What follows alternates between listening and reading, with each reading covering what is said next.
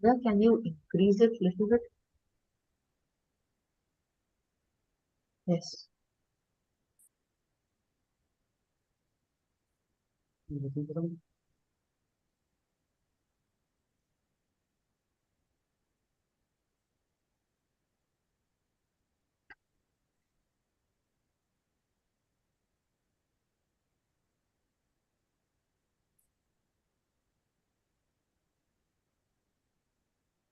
Then can you increase it little bit?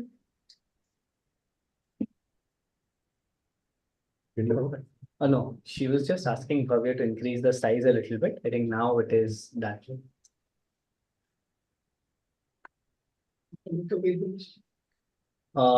What is the page number, Himaji, in this book? 61. Page number 61. Yes.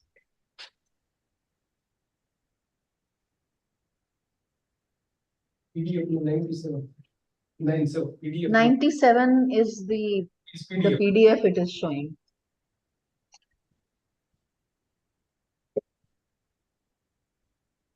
Maybe we can we can just repeat the previous paragraph again. Yes, in this sense. Okay. Shall I start? Yes. Should we start, Ajay? Yes, start. Please start. Perfect. Please start. Okay, sir. In this sense, the shape of an electrical storage apparatus can be said to determine its function, and the function in turn reciprocally determines the form of the electrical field as the storage apparatus accommodates itself to its contents and functions. In this sense, the shape of an electrical storage apparatus can be said to determine its function. What would this mean exactly? So, for example, if we talk about the muscles are performing a function of storing memory of a certain. Right. They have data in the muscles. They have data in the muscles. Right. Now, as the muscles get more stiff, as the muscles get more They take a elastic, certain shape. They take a certain shape. And that decides their function. Yes. Supposing it would be something like this, that supposing you look at walnuts. Mhm. The walnuts have the shape of the brain. Yes. So you could decide their function. Can you From the shape. Get what I'm trying to say? Yes. Right? What do you call, cashew nut has the shape of a half moon. Yes. Right? So it will have an effect on the Swadhisthana chakra. Are we talking in that sense, or what sense are we talking of over here? Right? This is the shape of an electrical storage apparatus. These muscles. Yeah, but I mean, you look at somebody's muscles, you know he's stiff. You know he's holding on to buffers. But how does it each function? What does he mean by function? What is he meaning by function? Something can store. Is Alka there today? Alka isn't there. Isn't there? Okay. So, okay, we'll go ahead, but I'm just wondering. I mean, I've got the what do you call general idea, but still, I mean, you look at the shape of the muscles, and from the shape of the like movement, huh? limitation in the movements of the muscles. Does the function say that way? Limiting the movement, flexibility of the. Yeah, so that the stiffness is coming. Yeah. Okay. We see somebody's muscles, we say these muscles are stiff. Yeah. Right. So, okay, we can take it in this way that, say, a bodybuilder. Now his muscles have become very stiff. So those muscles will perform only a certain psychological function. In the sense he will not be open to any ideas. He will be only in his life, he will only run according to a certain fixed idea. Yes. So the data stored in those muscles we can take it in this sense. Still, it is not that clear. Yeah, initially they shape the muscles, and then muscle shapes their psychology. Muscles shape the function. The function, Function, that is psychology, how they will act or behave in the life. This is somewhat what we can take Yes. from this, right? So what he's trying to say is that we have two electrical fields. One is the field of the essential self, and one is the field of the body-brain system, the human biological machine. And the human biological machine first has to be repaired. Yes. Otherwise, it will not work to transform the field of the essential self, right? And the muscles of the human biological machine have taken certain shapes which are wrong functions, and that has to be repaired. So we got to that point over here. Okay, right. Go ahead. Alka is in the meeting. Oh, is she here? Alka, are you Yeah. there? No, No. no. She messaged that she will not be able to join today. Actually, Okay. she's in Bhavya's meeting. Right. So, Bhavya, anything you want to say? Okay. So the people who walk too much and don't do other exercises, their lower part of the body becomes very stiff, like sticks. And these people are very much prone to any kind of bone breakage, knee bending kind of things. So they can't do any flexible function, so-called, with their lower bodies, like Right. sitting in So if they do cross-legged. too much of, what we call as sit-ups. What do they call sit-ups, right? Sit-ups, right? Uthak bethak, what they call. Then the muscles of the thighs become very tight. Very tight. So now once that data stored in the thigh, now it cannot be released. It's it's going to perform a certain, function of stiffness or, obstinacy or something of that. So, Yeah. And those muscles will correspond to storage of a certain type of memory or certain type of experience. Yeah. I think legs has to do with movement, any kind of movement from one place to another. Yeah, all muscles are connected with movement But throughout the No. body. let's take simple example. This area is very sensitive about so many expressions of irritation there. But once frequent irritation shaped this area, Right. then area gives the irritation. Right. If Yeah, there is yeah. no cause for So you see many people, their lips have gone down like this, right? Their lips have gone down like this. Now that though the muscles around the lips are now, they will, find pain in every experience of life. They will sort of look at the pessimistic side of life. yeah, I got it, Shimal, I got Yes. it. Yeah, right. They will look at the pessimistic side of life. So I tell a lot of people to do this exercise. I mean, to turn your lips up, right? So that's right, what you say here. Automatically, as an experience is recorded in the muscles, the local electrical field is correspondingly altered. Right. So first of all, we have to go in the back thing. The function in turn reciprocally determines the form of the electrical field.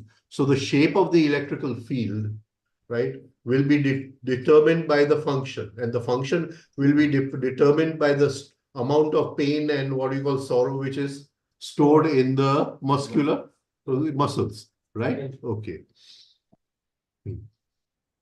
Repeated intentional stimulation and re-stimulation of the brain and the myoelectrical systems tend over a period of time, if we are exact in our method, to alter the smaller microelectrical fields of surrounding glands and muscles, which can have the effect of activating the machine as a functional transformational apparatus which performs exactly as we intend it to. Right, this is beautiful. Huh? So this is the whole, what do you call, basis of the refining exercises. So when we are doing the refining exercises, we are repeatedly, intentionally stimulating and re-stimulating certain perfect points in the body-brain system, right? And those perfect points being stimulated and re-stimulated, they work on the myo, that is the muscles, and they work on the nerves, that is the electrical system. And over a period of time, because there's an exact method involved in those refining exercises, they alter the smaller micro electrical fields surrounding the glands and the muscles. And this is very, very powerful, because if you take the first refining exercises, you're altering the fields around the heart, you're altering the fields around the thymus glands, your what do you call, so it is, and if you, which he has not taken, but if you can take it deeper also, it is also working on the Anahat chakra. So this repeated, when we are going 1, 2, 3, we are going in a perfect stimulation and re-stimulation in a exact method of 1, 2, 3, 5, 6. And this alters all the microelectrical fields surrounding the glands, the muscles, and they have the effect of activating the machine as a transformational apparatus. So, I mean, what he's talking about here, the whole thing is in the refining exercises, right? So, okay. And there is an intention behind it, the refining exercises, right? And that intention is to make the machine as a transformational apparatus. We will discuss the intentional re-stimulation of the neural network in a later talk. Right, in the neural. So then we, without stimulating the, what do you call, muscles, we can directly stimulate the nerves. And this is little tricky. This is little tricky, but we can do that. We can directly stimulate the, I don't know whether that later talk comes or not, does not come. But if it doesn't come, then we can make a talk on it, right? Okay. Right. What would be an example of that? Huh? What would be an example of that? Or what? Directly stimulating the nerves?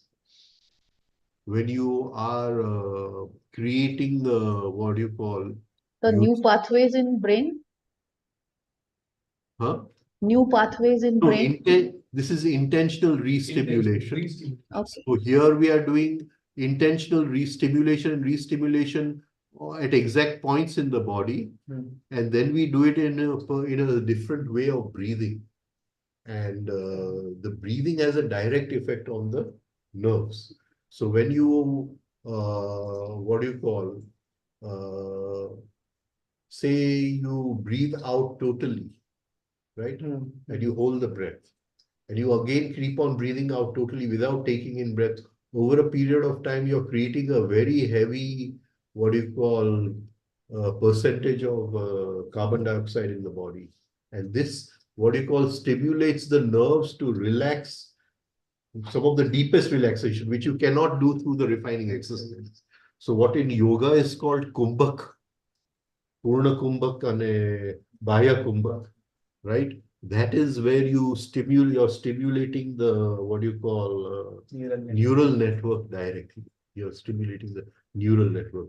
And at somewhat extent, we can do it. One of the ways is what we are doing is in the gold nugget. Gold nugget. In the gold nugget, there is a direct stimulation, right? And again, when you work with the perineum, you're stimulating the neural network directly. Right? Even Bandh are the examples. All the buns, yeah. The buns are example of directly, right? The Udiyan band, what do you call? Mula band and the Jalandhar band. Or in sixth exercise, what we are doing. Sixth exercise, another one, right? But again, there must be breath, right? Okay, we'll go ahead. Yeah. Babu આમાં આપણે જે કુંભક ની વાત કરી ને તમે એટલે હા. તમે ઘણી વાર કહો છો ને ગુસ્સો આવે ત્યારે બી કુંભક કરી નાખવાનું તો તમે રિલેક્સ થઈ જાઓ બરાબર છે ને હા. Right Babu thank you Go ahead. Yeah. It is the neural network which controls, directs, and monitors the machine in its separate functions. And the thalamus blends this information into a balanced whole, then transmitting its analysis to the reasoning centrums, which may respond with further instructions.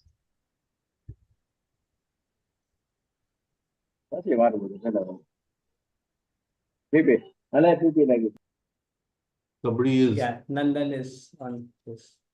huh? Yeah, Nandan he's tasked to do it currently. Okay.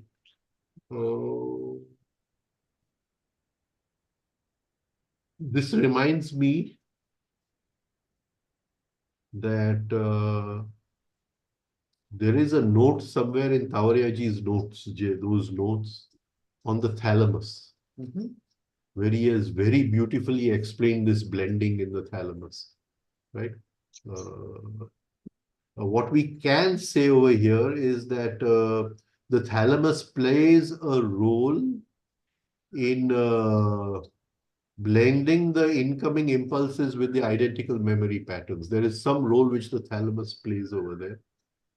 Let me just read this again. It is the neural network which controls, directs, and monitors the machine in its separate functions.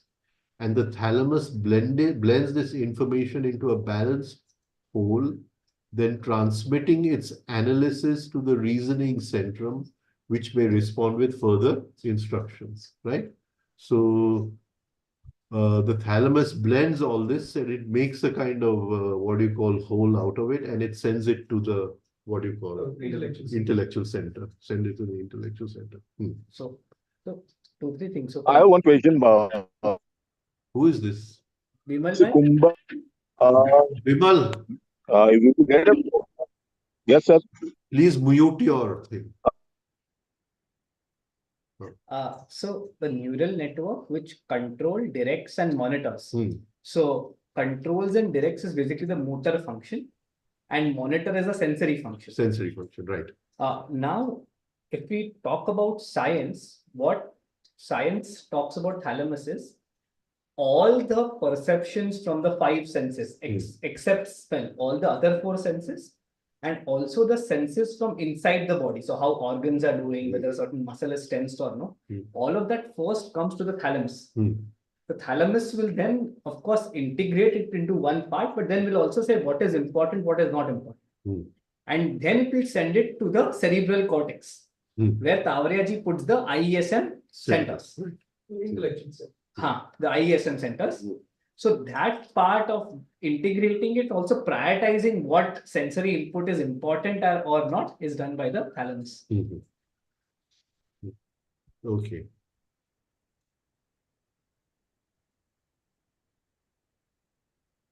Right. Shall I read? Yes. So is this reasoning centrums mentioned here the IESM center? No, we'll just now take it as the intellectual center.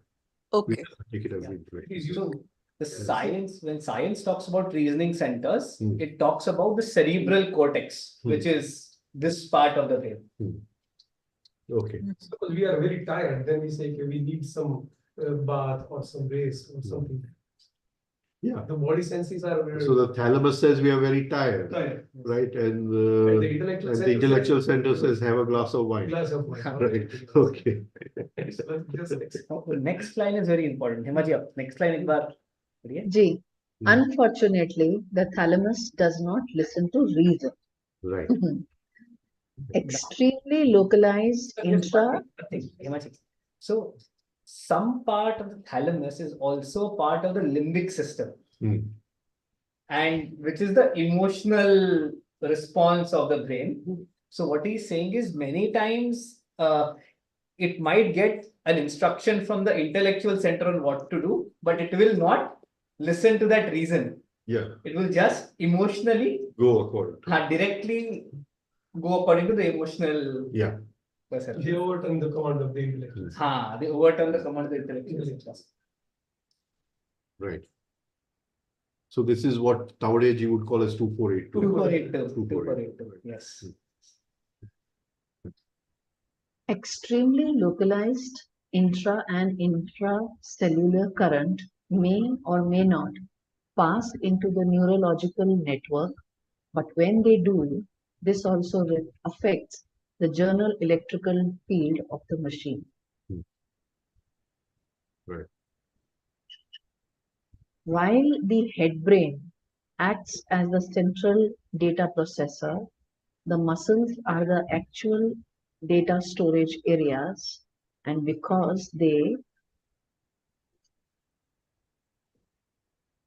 generate their own microfields on a cellular level, they are capable of independent functioning of a relatively high order without the direction of the larger brains. Yeah, we see this in an emergency.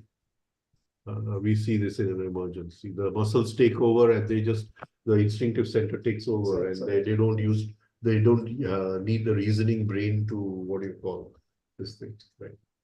Can we also say this is a similar to the 2482 situation with reasoning brain being I, that is not consulted and the muscles directly with the. That is a reaction. Yes, do the reaction. In a reaction. In a reaction. What we call as a reaction, right? And especially as the muscles become stiff, or like you said, the lips. When the muscles are stiff, when the minute they go into spasm, you react. You react. Right. There's no time for a reasoning intervention. There's no time for reasoning.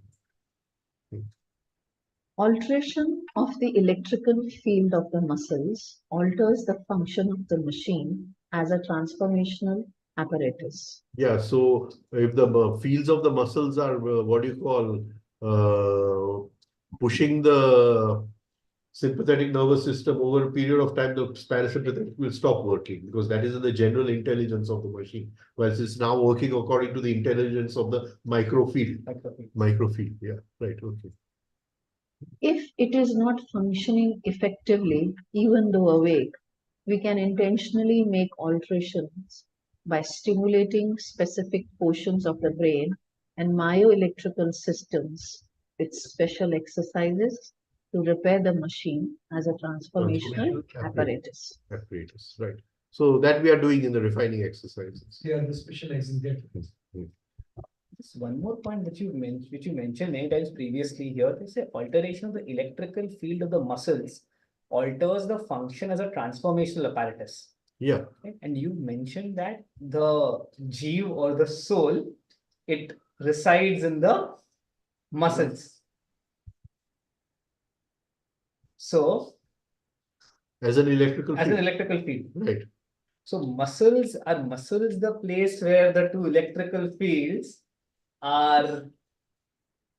Yeah, so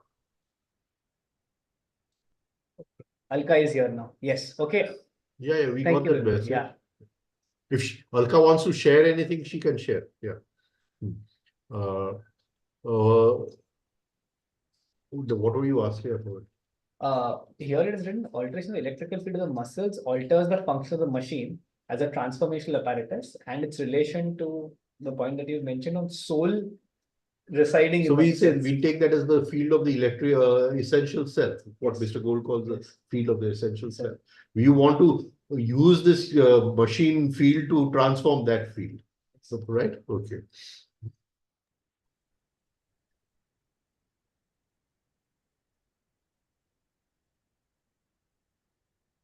Yeah. Wringing out the wires of the nervous system is in the category of repairs to the machine. Yeah, here this is what you are saying, you create new pathways, right? So we create new pathways in the nervous system, the old pathways die and we repair the old pathways. Huh?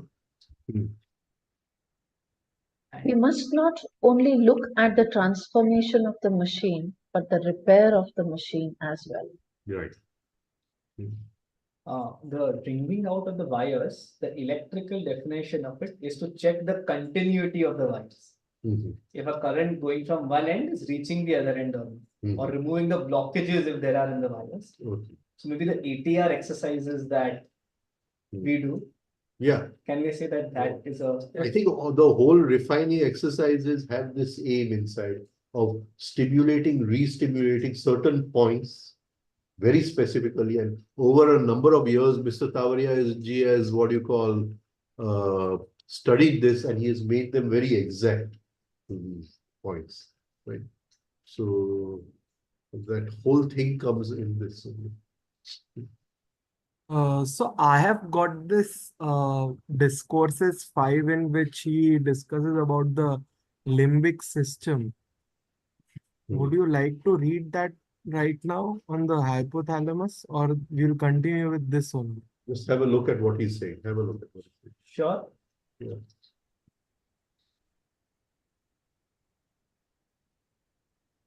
Yeah, go ahead. Shall I read? Sure. Yeah.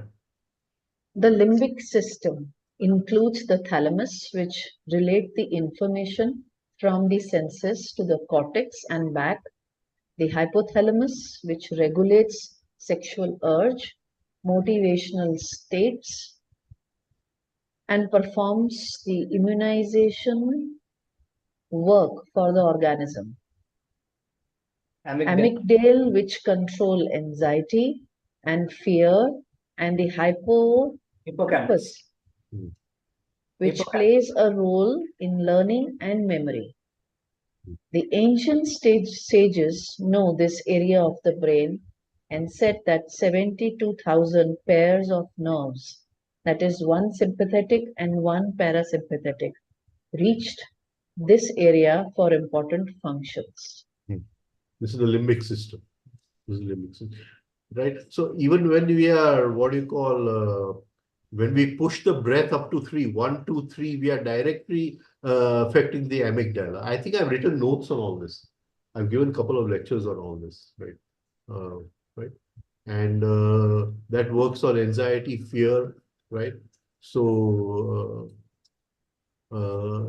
this is exactly. We'll go back to the.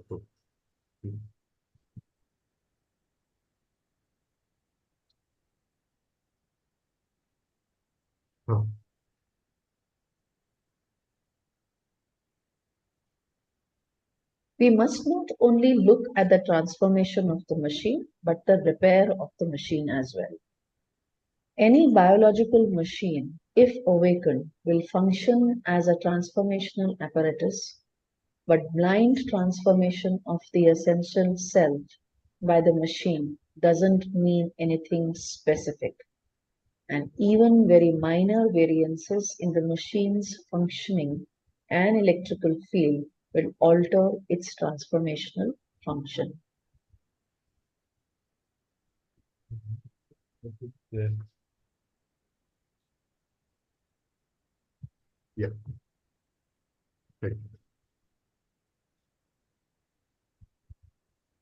Even a crude instrument such as galvanic skin response meter, originally called a gleam meter, which measures the conductivity of the skin in terms of all the machine's electrical changes, first invented in the later half of the 19th century by Webster Edgar Lee, the founder of the Rollston Health Club, and later manufactured as a modern biofeedback apparatus during the mid 1950s by the Matheson Meter Company in Los Angeles, can give us an accurate picture of the functioning of the machine as a transformational apparatus.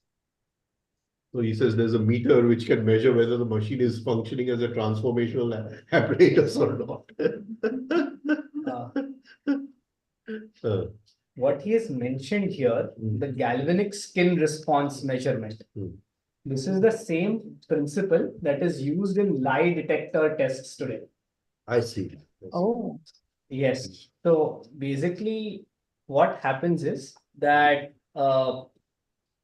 this meter is put on our hands or feet, which have sweat glands. Whenever there is an emotional arousal, it stimulates the sweat glands, which reduces the conductance of the skin. And that is measured by the lie detectors. And emotional arousal can occur when we are anxious, when we are stressed, when we are nervous, or in any kinds of positive or negative extreme emotions. Right. So that is what is the galvanic skin response meter. Gotcha. Okay. because the whole aim of yoga is not to perspire. The minute you perspire, the what do you call response of the skin is gone. The response of the skin is gone. So the whole aim of yoga is not to perspire, right? And to be able to do the asanas, and you bring the body to a state of perspiration without perspiring, and you hold that state throughout your. And if you can do that in the refining exercises, also it will be fantastic. Right? Yeah. Bhavya, can you scroll?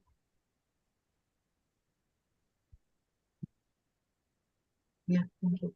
The meter of balance Wheatstone bridge, which compares the electrical resistance of the body on one side of the bridge to a known ballast resistance on the other side of the bridge in much the way that a balance scale compares an unknown weight against a known weight, takes a continuous sampling of the average of all the electrical results of all these smaller electrical fields, presenting them as a logarithmic function, in contrast to which we can see the electrical resistance represented as anomalies, displacements in the journal electrical field as clearly as if we were able to view them photographically.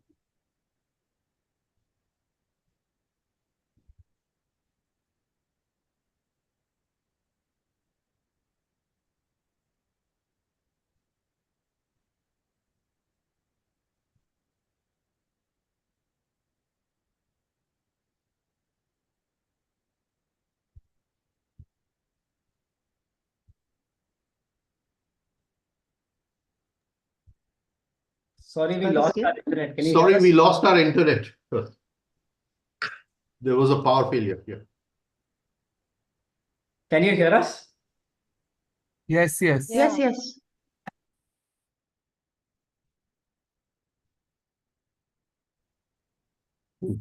Yeah.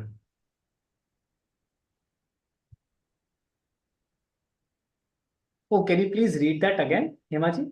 That paragraph? Okay, okay.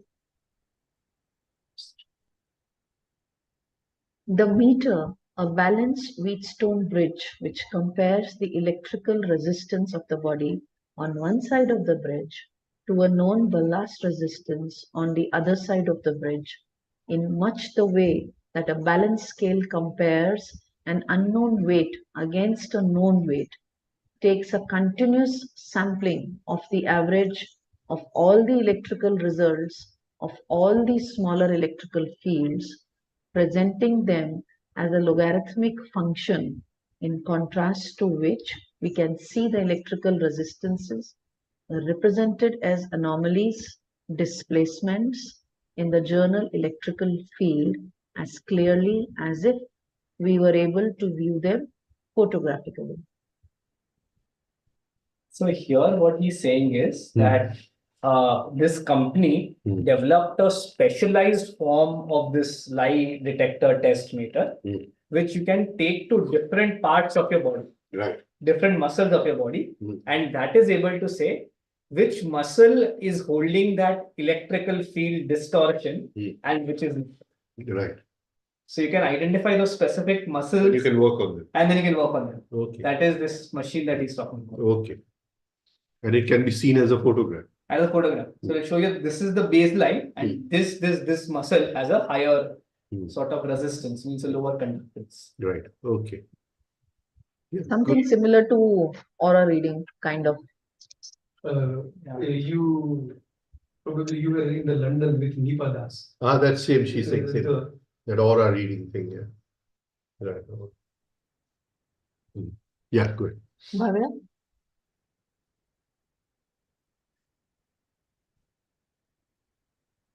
Music will serve as an example. Music can be said to be a logarithmic function in which an analog sampling of the totality of tonic notes presents itself to the ear. The analog sampling is taken at a definite periodic intervals.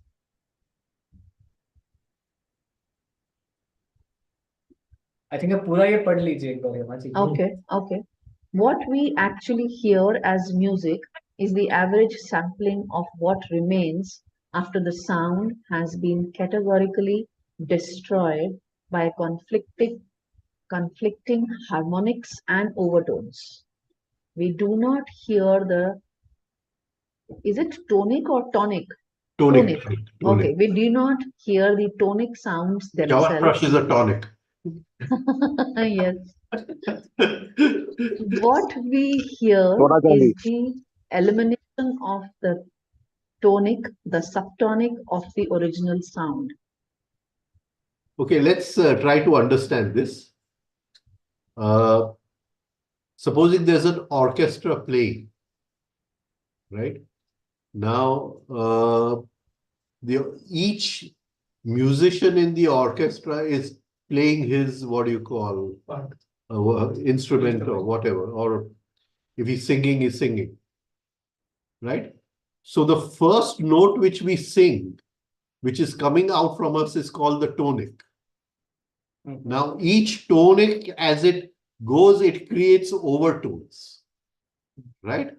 So all these tonics which are coming out from those 40, 50 people in the orchestra are creating overtones, and those overtones are conflicting and beating with it, and they destroy the tonic.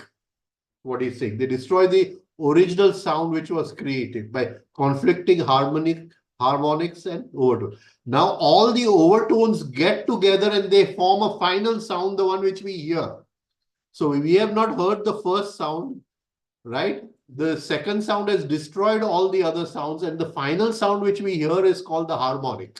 So we have a tonic, we have an overtone, and we have a harmonic. Now, how will this work in a person who is a single singer? Like in India, we have one person, what do you call, singing. We don't have an orchestra, right? So one person is singing a rag, say. So what do you call, the vocal cords, when they are producing the sound, they will have an original note which is called the tonic.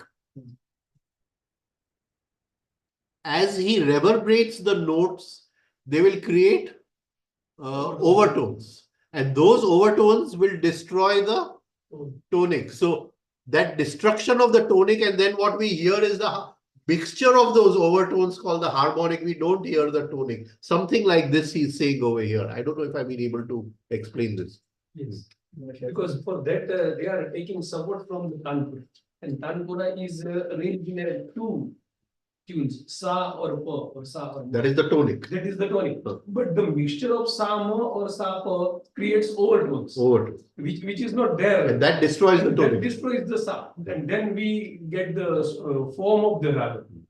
And this we can experience when we are doing Omkar also. Omkar also. Right. One upon the another Omkar creates the overtones. The first one, the would be the tonic sound. Yeah, that would be the beginning of it. But the minute you say it, you're already creating overtones. Yes. So if you're saying then you're already creating overtones at that time, right?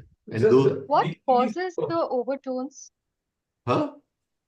That is What causes overtones? because the, what do you call, the tonic is one tonic is overlapping with the other tonic. And that causes, huh?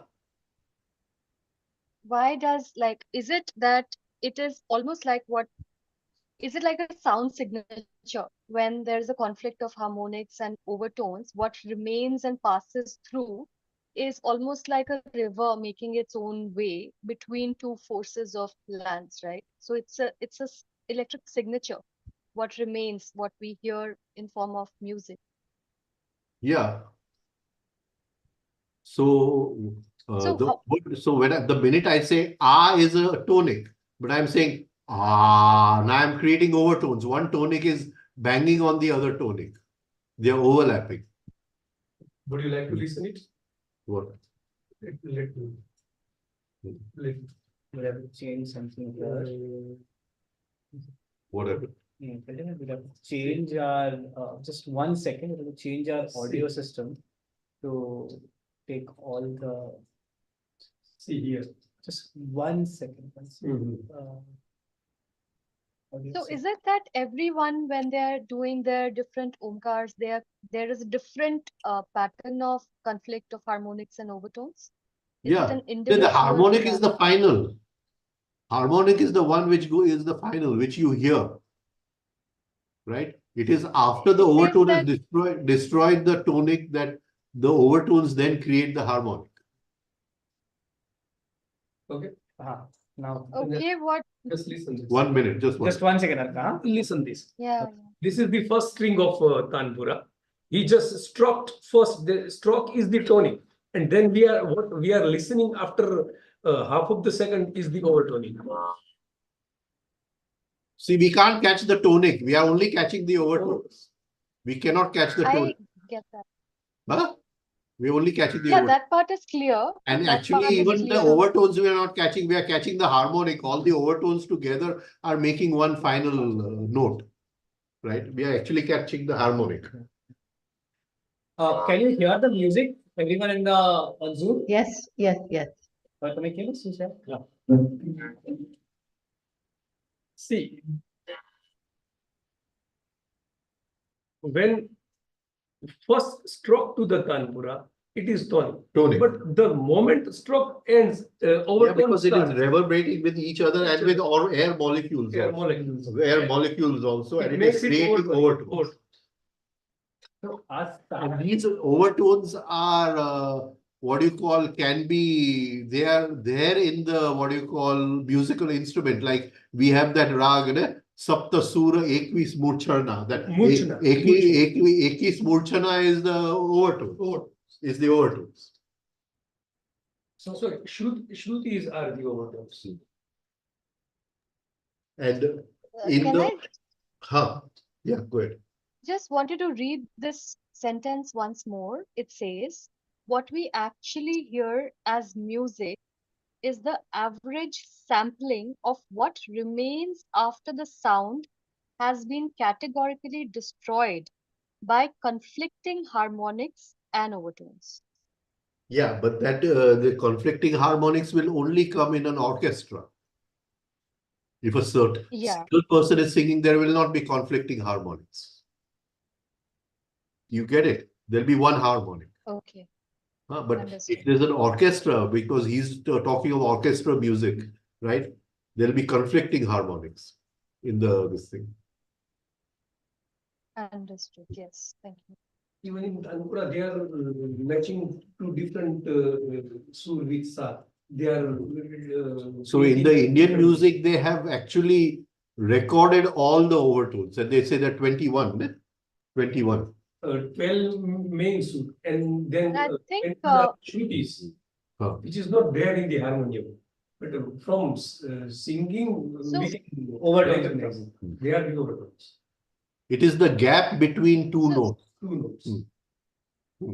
So that's how these, rags are formed, and when there is Malhar rag and all of those are actually capturing that particular sound signature and because it is creating an that effect because it is an electromagnetic field, the pattern is the same. Yeah.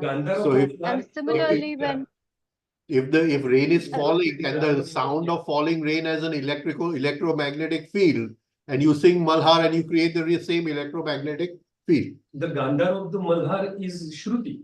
It is not there in the harmonium or the piano. Because the normal Gandhar in the harmonium or the piano is different than the special Komal Gandhar in Malhar. So Malhar gives a different kind of moods when we listen to it. Right. Gandhar is the Shadaj, Ganga. Shadaj, Rishabh Gandhar. and that's how live music then works in a very different way. Like when somebody is playing the music live as a healing music or as a particular thing, that's how it works with multiplicity of individuals at the same time. So Because how many it's conflicting harmonics are there? Yeah. That's how it works. Okay, great. And we can take this in another way also. Then. We do not hear the tonic sounds, and the tonic sounds are at a very high level of existence. When you say Pashyanti, Para, and all, then the tonic is gone from somewhere totally different. Yeah, we can also take it in that way also. Right. Yeah, go ahead. Thank you, sir. Okay. Bhavya, you need to scroll up. After the harmonics and Sir, I overtones, also read something from. Yeah, Ankita. Yeah, go ahead. Go ahead. Ankita, are you trying to say something? I was. Audio is not. Ankita, we cannot hear you. I think she might have dropped off. Yeah, she dropped off. Her connection might be poor. Okay. Okay. Please continue, Hemaji. Once she joins back, we will.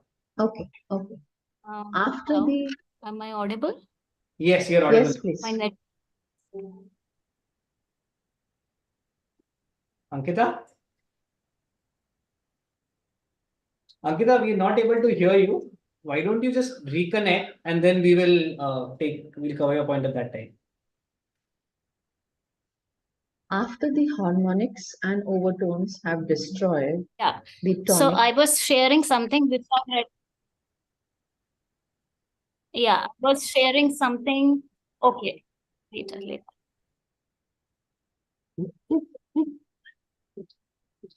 shall I continue? Yes. There Yes. seems to be a big lag, actually. Yeah, there's some lag at her Seems to end. be a Maybe big we'll lag. cover that point. Yeah. When she gets on a better connection, we'll cover it in a few minutes. After the harmonics and overtones have destroyed the tonic, we are left with all the sounds that were not made, the sounds left over from the original sound. So he created the tonic, but that tonic has been destroyed. Now the overtones have created some other sound. So what we are left with is not with the original sound. Yes. Yes. It's like that. Right. It's like that. The original sound is like. So they say the rishis heard the shruti. They heard the original sound. They heard the original sound. They heard the shruti, right? And they heard the original, the gap between the notes they caught over there, and they heard the. That is how they wrote the Upanishads and all that. Yeah. Is that? Sound therapy માં sounds એ લોકો વગાડે. That is tonic or equal overtones. Overtones. You never hear the tonic. You never hear the tonic. Overtones. By the time it comes to our ear, it's all overtones and harmonic. Sir, is it the original sound is Anahat Nath? That is just an example I'm giving. The original sound is definitely Anahat, Para Pashyanti, but we won't go into that just now. Yeah. A new tonic is introduced to this average sound, and then the process begins all over again. All over again. So then you repeat Om again, and the new tonic comes, and then again the process. Yeah. And then different harmonies. This principle should be taught to every child before they even learn arithmetic. A galvanic skin response meter takes rapid, almost continuous samplings of the entire electrical field of the human biological machine, producing a reading only when an anomaly is present, a disturbance in the field of the force. Right. So when you tell a lie, there's an anomaly. So the various things are cancelling each other out, and there's an average reading that you have. But when you tell a lie, there's a disturbance. Yes. Yeah, there's a disturbance. So this, like, if we can I say something here? Yes. When we see a musical annotation in terms of maybe the heartbeat meter or the pulse or a sound wave, it's a physical diagram of those distortions and the wave carrying between those distortions, right? Like when we listen to the heartbeat, we look it on the heart monitor. It's in a particular pattern. The pulse is going up and down like a mountain wave, right? So that is actually showing the effect of distortion on the singular line wave. And when the person dies, then it's like Right. so that all those distortions and then probably ended. Right. Right. So we won't call that as distortion. We will call that as the rhythm of the heart. Right. And if there's some problem in the heart, there'll be a distortion in that rhythm. Yes, yes, And what he yes. calls as an anomaly. Anomaly, yes. Thank you. Even the chatter must be a sound. The inner chatter which man keeps hearing must be some kind of a sound. It's a sound, it is yours. So He says it is also a sound. But that sound doesn't create the harmonies or overtones. Inner chatter. Right. He says inner chatter is also a sound. Yeah. Go ahead, yeah. If we intentionally activate some particular sector of memory in the muscles, this will produce an electrical anomaly which would appear instantaneously as a reading on the galvanic skin response meter. Right. Right. We must. I mean, this area, if you, what do you call, know how to manipulate some points in this area, then if somebody is taking your pulse for a couple of moments, there'll be no pulse at all. The pulse, what do you call, the BP meter will go to 0, right? So there are different points like this in the body which you can intentionally, what do you call, manipulate. Yeah. We must understand that we are not considering the artificial alteration of function of the machine in the sense of its behavior. I remember many years ago, many years ago, when Ramdulare Bapu was there, my mother was talking about a meditative experience she had. So Ramdulare Bapu called my cousin, and he was very good at measuring blood pressure.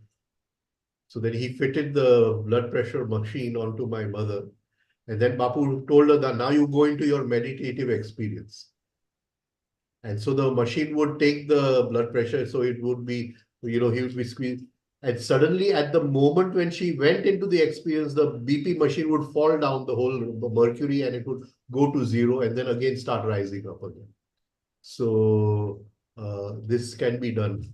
I remember this now from this, right? Direct effect on the pressure of the blood. Direct effect of going into a meditative state on the blood, on the blood pressure. Yeah, go ahead. We must understand that we are not considering the artificial alteration of function of the machine in the sense of its behavior, but the repair of the machine's dominant electrical field, which has a complex influence upon the more subtle electrical field, which we call the essential self, which effect can be expressed as a continuously variable, complex exponential equation.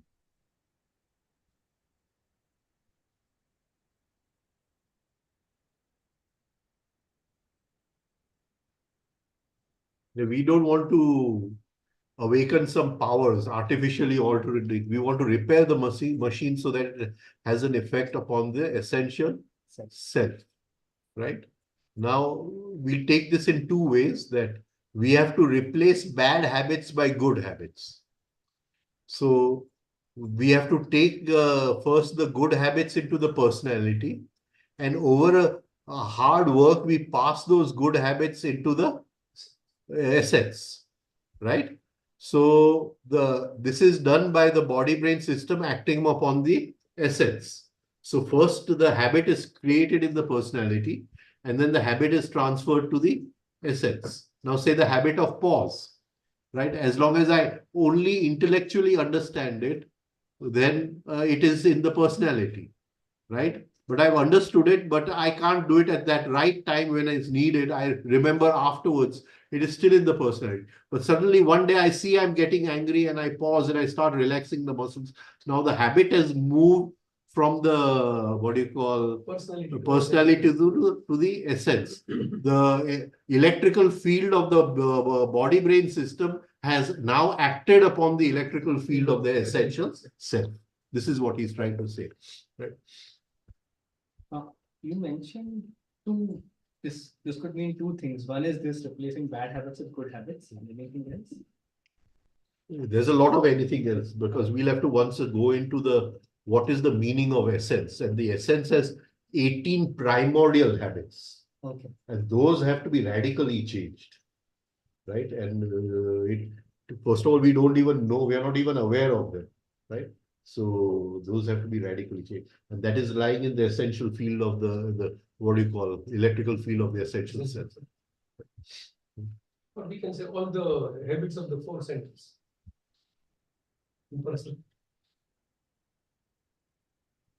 Okay. Oh, and those 18 primordial habits can be reshuffled by bringing in new habits in the essence. Yes, they have to be changed. They have to be changed. And the basic habit of all animals is respond to external stimuli. So that is the first of the, what do you call, primordial habits. And the beginning of self-consciousness is, I will not respond to external stimuli. I will pause and then decide how to respond to external stimuli. So that is the first primordial habit which we have to work upon, which we call a reaction. Right? So, yeah. Perfect. Great. Ankita, if you're back, do you want to share what you were trying to share?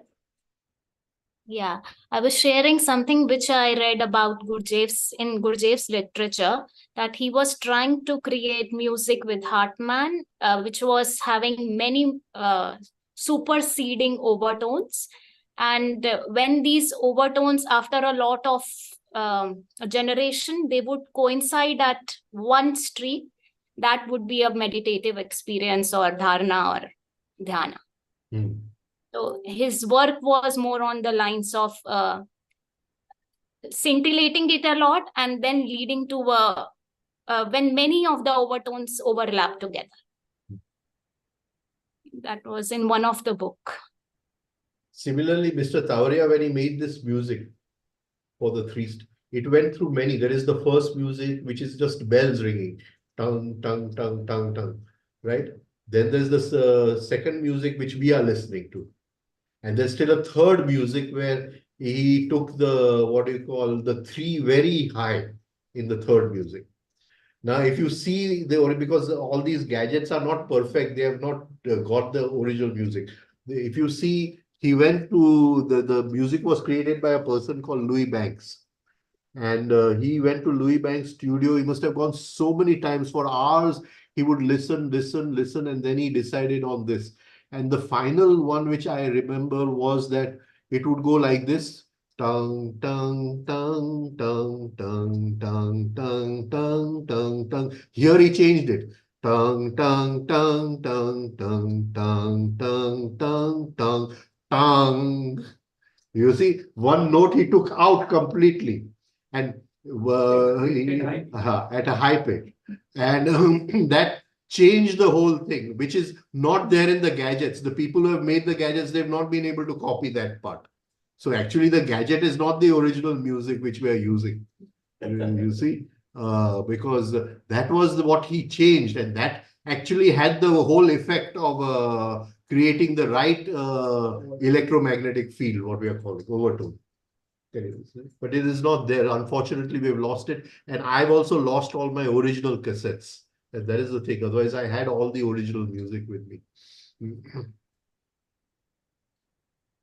Shall we call it a day? Huh? Right? Okay, tomorrow we meet for English purpose of birth and death. Right? 5 p.m. 5 p.m. Thanks a lot. Yes. Thank you, sir. Thank you very much. Go dancing Saturday evening. Huh? Okay, bye.